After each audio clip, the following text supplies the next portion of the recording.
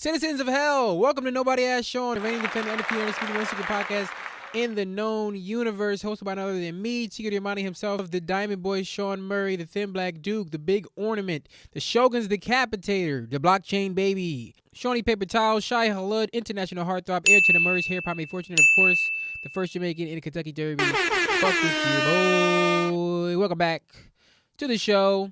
Last week was a fun episode. We talked about money. We mostly talked about NFTs, and I got a totally reasonable response to the NFT talk. I'm actually surprised. I was actually kind of hoping for more like vitriol and hate and more niggas saying like, you just don't like NFTs because you ain't never made no money off of them. And I'll ask you, who among us has made any money off of them? Like, who do you know that did it? You know what I'm saying? Like, I don't know nobody personally that made any money off of NFTs. At least I know some people that made money off crypto. I don't know if they held on to that money. I don't know how long that money was in their accounts. Because the thing with crypto is niggas was spending money on Doge and shit. And then that price would go up. And then it would come back down real quick. You got it. The thing with crypto is you got to be like the nigga who playing the shell game. You got to move that money so fast. Otherwise, you might not have that shit by the time you wake up in the morning. They made a commercial about that. You see that commercial where the nigga was like, "I'm rich. I'm not rich. I'm rich." Yeah. So this is not original take, but this shit is wacky. Thank you for everybody who checked out Tokens on YouTube. If you haven't, go check that out. I got a really good response to that. I was actually really happy with it, and I got a lot more of that type of shit coming. This week we talk about fighting, and the fighting topic came out of the Oscar situation. And I don't have anything else to say about that. We've said everything that needs to be said about it. You got people on Will Smith's side, you got people on Jada's side, and you got people, very few people, might I add, disappointingly, on Chris Rock's side. Personally, I'm on the side of niggas who have been in a fight before. And as someone who has been in a fight before, I just want to say my favorite thing that came out of the Oscar slap was everybody online trying to convince themselves and also us that they know how to fight. You niggas can't fight. And I'm not saying this as a nigga who can fight. Cause you know what? Very few niggas can fight. You know what I mean? Like and what does can fight mean? Because when I was coming up in the hood I lived in, I got in fights all the time. And I won a good amount of those fights. And I lost a good amount of those fights. Because that's how fighting works. Nigga, like, you know what I'm saying? Like, that's just what it is. And I was even the nigga that was known for fighting in my neighborhood. I was the shit talking nigga in my neighborhood. I was the funny nigga in my neighborhood. And I was the smart nigga in my neighborhood. I was not the fighting nigga in my neighborhood. And I got in a lot of fights. With family, with friends, with niggas I've never met before. Because we had beef with niggas and I was the right size nigga to fight their size nigga. Like, it was a nigga fighting everybody at every level. Like, every size nigga there was a fucking individual from each camp who had to fight. I fought a lot of those fights. And I'm going to tell you, even the niggas that was in my hood who was known for fighting, the fighting ass niggas, the niggas who you would call if you was getting in a fight, if you got jumped, if a nigga bigger than you beat you up, them niggas got in a lot of fights too, and they took a lot of L's too. You know why? Because fighting that's just the game. Like, knowing how to fight is not a full sentence, if that makes any sense. Like, there's no period after that. There's a comma, there's an ellipsis, you know what I'm saying? Because there's a lot of ways that go. Knowing how to fight, and I wanted to fight. Knowing how to fight, and I got my ass whooped. Knowing how to fight, and this shit was kind of a draw. Everybody get their ass whooped sometime, bro. Muhammad Ali done got his ass whooped. Mike Tyson done got his ass whooped. And name your favorite boxer, your favorite fighter, whoever it may be, they done got their ass whooped at some point, you know what I mean? And anybody who think they can't get their ass whooped, just ain't get their ass whooped yet. Because it's going to come. Anytime there's like a viral fight moment, motherfuckers is always like, oh, if that would have been me, bro, I would have. Nah, dog, it don't really go like that. And the thing about a lot of fights that happen, especially the ones we see online, is you have the benefit of hindsight or even foresight in a lot of cases, because you see a video online, 9 times out of 10, it says this is a fight video. You know it's about to happen. The niggas in the video most often do not know what's about to happen. A lot of niggas take L's because they get punched in the face, and then that's now they're fighting. Because, like, bro, people always think about fighting in like a scenario like it's an action movie where it's like, we gonna meet up like it's the Jets and the Sharks and West Side Story. Like, oh, let's go meet up over here. You bring your crew and I'll bring my crew, or I'm gonna just meet you up. Like, bro, a lot of niggas starts getting in fights where they had no business fighting. A lot of fights start without prior knowledge, bro. A lot of niggas get into fights on the way to an interview, bro. On the way to their first date. on the way to yoga, on the way to the fucking Stop the Violence rally. So knowing how to fight don't mean shit, my nigga. If you getting off the train with a fucking bundle of roses on your anniversary night, about to go meet your wife for dinner, and a nigga just bang, bang, bang, like, knowing how to fight might not save you in that situation. You know what I mean? Because there's a lot of niggas that know how to fight, but don't know how to respond to getting punched in the face completely randomly. Because that's a totally different thing. That's why people train to know how to fight. You know what I'm saying? Like, that's where boxing and MMA and all that type of stuff comes into play. Because you can know how to fight, but not be prepared to get punched in the face at 8 a.m., dog. Everybody's not ready to just square up, you know what I mean, before they had their morning coffee, dog. Because there's a lot of people out there with mugs that say, don't even talk to me until I've had my morning coffee. So if motherfuckers not even prepared to get spoken to, how you think they're going to feel about getting punched in the face? That's not as fun as a mug. Don't even punch me in the face until I've had my morning coffee. That's not, you know what I mean? That's not as, who wants to buy that mug? You know what I mean? Because that's also sort of inviting you to get punched in the face. It's like, oh, like, this nigga didn't even have his coffee. Yeah, I could just punch him in the face and ain't nothing going to happen. This is the other thing about fighting, right? Fighting is not fun. Unless you like a psychopath. If you're not a trained fighter or just a lunatic, bro, fighting is not fun, bro. I've gotten a lot of fights. I've won a good amount of those fights. That shit don't even feel as good as it seemed that it will feel. I mean, sometimes you won, but it's like, bro, you fucked my shirt up, dog. I got blood on me. My lip is swollen. My teeth hurt. I got punched in the mouth. My hand is broken. Like, that shit is not like a joyous occasion. Like, it's not the end of a fucking boxing movie where you fucking like celebrate. You say, Adrian, nigga. It's like you calling Adrian to fucking get you to the hospital, not because you love her and you fucking celebrating the big win, nigga. You fucked up. So, like, a lot of situations, like, to go back to briefly touch on the Oscar situation, is like, both of them niggas are old enough that they were around before there was a Mike Tyson, and then survived Mike Tyson's entire career, and have been around and still relevant 20 years after Mike Tyson was a relevant fighter. That's how, like, long motherfuckers been around. Like, them niggas is old, dog. So I'm confident Chris Rock did not want to fight. Like, one, because, like, bro, that's a lot, dog. That's just a lot to do right now. And two, nigga, we on the Oscars, dog. Like, that's all I'm gonna say about it is, like, bro, I'm confident that part of the reason them niggas didn't get into a tussle, and part of the reason the nigga got slapped in the first week, because he's like, yo, this nigga coming up here, but I know he ain't coming up here for violence, because this is the Oscars. Uh-oh. It's like, bro, like what? Come on, dog. Because that's one of the questions I got for this episode. I put out a thing on Twitter, like, you know what I'm saying? What should I talk about in regards to fighting? And one of the big questions I got was, when is it appropriate to fight? And another one was, where is it appropriate to fight? And the thing is, the internet will have you think that, like, everywhere is appropriate to fight and every time is appropriate. It's like, that is not the case, dog. Now, let me caveat that by saying this. That doesn't mean a fight won't happen in those places, but there is a certain amount of decorum you expect in certain places. I say all that to say this.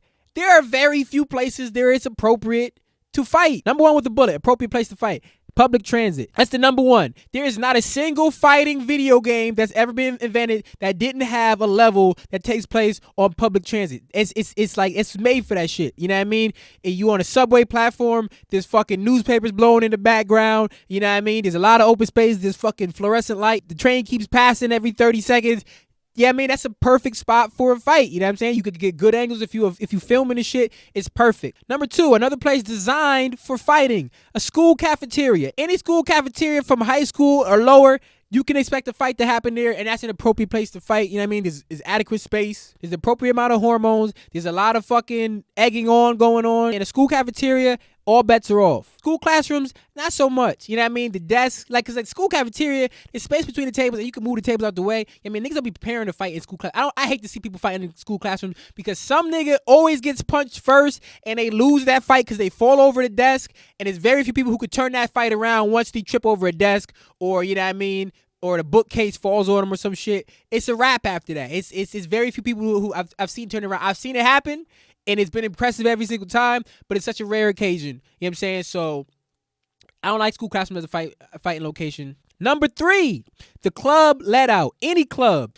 The fucking nightclub, the book club, the comedy club. I don't give a fuck. If you at the let out, you can expect to fight, and that's a great place to fight. Again, just like the school cafeteria, there's a lot of spectators. There's a lot of fucking hormones. There's a lot of egging on. That's just a place where you're going to get into a fight, and it's an appropriate place to fight. You know what I'm saying? You just been sweating in there. You might have been sweating in the book club too. Them lights be bright, and you got to explain why you thought this fucking turtle was symbolic of the slow progress of the American middle class. You know what I'm saying? So you could get nervous. So it's going to be sweat. You know what I'm saying? That's a place you're going to get into a fight. And that's my top 3. If you got any other place that you think is an appropriate place to fight, send them to me and we're going to discuss a little bit more on the next episode. But those are my top 3 places that I think that a fight is appropriate. But there are a lot more places where fighting isn't appropriate. Number 1, the Oscars. Or any award show. Don't be fighting at the Oscars, bro. And not even because it's like, oh, this is the respectable award show. You shouldn't be fighting at the Source Awards and none of that shit either, bro. Like, niggas is wearing their best outfits, bro. And I know part of the reason why you want to beat up a nigga at an award show is because it's a lot of eyes on the award shows. You want to beat up a nigga in his favorite outfit. Of course you do. But come on, man. Be nice, man. Beat me up when I'm wearing sweats. Beat me up after my morning jog where I'm already looking haggard, dog. Like, I'm tired, I'm sweaty. Like, I'm ready. Like, I already look like I got beat up. You can finish me off, dog.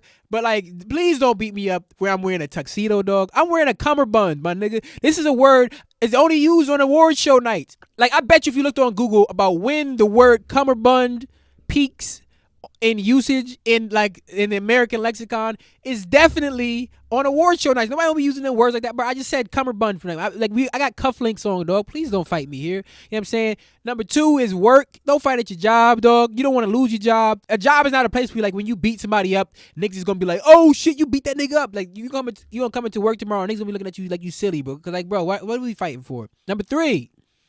Pretty much anywhere else. There's very few places, like I said, that you should be fighting, dog. Like, it's just not it. It's just not it, bro.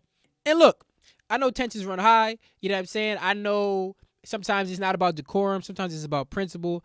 But the fact of the matter is, the whole question of when is it appropriate to fight is a fair question, right? Because a lot of people was like, bro, if you talk shit, you gonna get smacked, right? But it's like, that's not always true, and it don't gotta be true, my nigga. It's a lot of niggas that let your bosses talk to you all types of crazy. It's a lot of niggas that let your fucking high school coach, let your fucking sports coach talk to you all types of crazy, and whoever it may be. And I'm not saying they fucking justified, but smacking somebody ain't necessarily the right way to get out of the situation. And also, you think about the internet, the way people talk about, like, all this type of shit is, y'all niggas is very selective about when it's appropriate to get slapped. Cause nobody ever likes it when somebody they like get touched. You know what I'm saying? Nobody likes that at all, dog. Like, if you fuck with Chris Rock heavily, you wasn't happy to see Will Smith smack that nigga because you're like, if you talk shit, I saw nobody who was like a Chris Rock fan that said that shit. Let's replace Chris Rock with somebody else. Somebody's highly beloved. Let's say it was Beyonce, right? Let's say Beyonce was up there. That's a whole different thing. Yes, I know it's a different thing. Anytime you use an analogy online, somebody says, well, you're talking about a completely different thing. Yeah, because that's how an analogy works. I'm using a similar scenario and applying the same logic from the original scenario to it. That's how an analogy works, bro. Like, stop acting stupid. But, like, if Beyonce got slapped by Jada Pinkett Smith, if Jada went up there and slapped Beyonce, no one would be like, yo, you talk shit, you get hit. You know what I'm saying? Like, no one will be okay with that because, like, we love Beyonce, dog. And again, I understand you can get slapped anywhere, but that doesn't mean, like, it's always justified. And there was so much online about, like, oh, like, it's because of how the type of joke that was made and all this shit. And it's like, bro, you niggas on Twitter make horrible jokes about people's appearance every single day. You don't care if they have alopecia. You don't care if they have cancer. You don't care if they're fucking just ugly by your standards. You make fun of everybody online all day. But as long as you don't know them or you don't like them, it's like, it's okay. Somebody on Twitter says something that somebody doesn't like, and then a bunch of people respond with their profile picture saying, this you? It's like, yeah, that's how the nigga look. So it's okay to make fun of this motherfucker because you don't like his opinion. And again, I get that. I've participated in that shit too. But I'm not the one out here saying nothing is okay to make fun. Like, bro, it's the game. But, like, stop acting like y'all niggas think it's appropriate for violence in every situation that's ever happened, bro. Because it's a lot of times where if somebody got slapped at your event, at your house, wherever you was at, you would not be like, well, you talk shit, you got hit. Like, bro, it's just not okay, bro. A lot of you niggas is only okay with violence when you remove from it or it's somebody you don't like. And I get it, bro. Like, if Ted Cruz got smacked in Congress, I wouldn't be furious, but I also wouldn't say that the nigga who slapped him should be, like, you know what I'm saying, like, should have done it. I would just be like, damn, yo, that's crazy. For more on fighting, we're going to go out to the streets where our correspondent Chico Diamante is out there talking to the people in our new segment, Streets is Talking. Chico, take it away. This is Chico Diamante here with Streets is Talking. This is the fighting episode, and I figure we're better to find some of the roughest, toughest fighters than at an open mic. Chico Diamante here with Colin Pasquarella. Colin. Have you gotten many fights in your life? Not really. When's the last time you got into a fight? Probably when I was in Scouts at like 7th grade. Did you win this fight? And it was broken up. I got like one punch, and then they were like, "No, stop this right now." And then that was did the other person get a punch in? I don't think so. So he won. He won the fight. Literally. I think what truly happened is that he lost the fight, but he's telling it as if, "Oh, they broke it up before we could really get into it." That's what everybody's like. "Oh, they broke it up," because I would have definitely whooped his ass. I'm holding a high game. Fair enough. Do you think the Oscars is an appropriate place to fight? I think anywhere's an appropriate place. So you think there's nowhere that's off limits for a fight? No. Would you fight at a funeral? I've seen fights at a funeral. No, would you fight at a funeral? If I'm pushed that way, yes. You're a big burly dude. You get a lot of fights? Every day. So every day. So you had a fight today? Yep, big fight. Who did you fight against? I was at the Big Y, and this guy took my carriage. Would you fight at your job? No. No. Yeah. No. So you, yes or no? No. Okay, you wouldn't. But you just said everywhere is appropriate to fight. So you think, so you think it's appropriate to fight at your job, but you just wouldn't do it? Yeah. Okay, that's fair enough. Where's the craziest place you've had a fight? Big Y excluded. It was at a birth. And whose birth? It was my daughter's. Your own daughter. Were you fighting the mom? No, it was her uncle showed up. Okay. Name's Hammer. And he was saying that his baby was better than ours. And I was like, listen, Uncle Al, she ain't. Here with Dan Rice. Dan Rice. You look like a real active fighter. You get a lot of fights? Never been in one, but I want to be ready. Sorry. So have you? See my react time on that? That's pretty good. Yeah. You getting ready for a potential fight? Yeah. I mean, well, cousin, he's kind of been pissing me off. You know? How old is his cousin? 7. How old are you? I got to think about it. No, I'm 36. So you did beat up the not that you had a fight with. You did beat. So if you had to fight that guy again tomorrow, you think you could beat him again? 10 out of 10. 10 being the highest. What about 10 years from now? Probably not. I don't plan to be alive. What do you plan to be doing in 10 years? Probably a ghost. Preferably ghost. House ghost. House ghost? Nice house ghost. Whose house? My uncle. That's crazy. What did he do? You know, he's like, he was using my stuff, you know? It's like, it's the family's PS4, you know? It's like, it belongs to everybody. And, you know, he just doesn't respect that. And sooner or later, you know, that's going to get physical. If you saw your 7-year-old cousin presenting an award at the Oscars, would you slap him there? Most definitely, yeah. I could not handle the stress of a cousin of mine being that much more successful. It would definitely drive me insane. I would definitely make orphans of his children. Yeah. If there was a PS3, would you be this aggressive?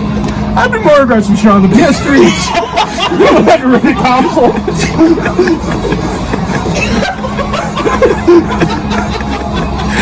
You heard it here first, folks. PS3 underrated. Thank you, Dan. Thank you, Chico. That's all we got this week. Thank you again for anybody who tuned in. Thank you for anybody who checked out Tokens on YouTube. Like, subscribe, share, all that stuff. Most importantly, tell a friend. You know what I mean? The liking and subscribing, all that shit is cool, but word of mouth is more important than anything else. Tell a friend about Tokens. Tell a friend about Nobody Asked Shawn. And I appreciate you, dog. Next week, we'll be back with another episode of Nobody Asked Shawn. Until then, and as always, Hulk Hogan, we coming for you, nigga. Over there. I don't remember asking you a goddamn thing.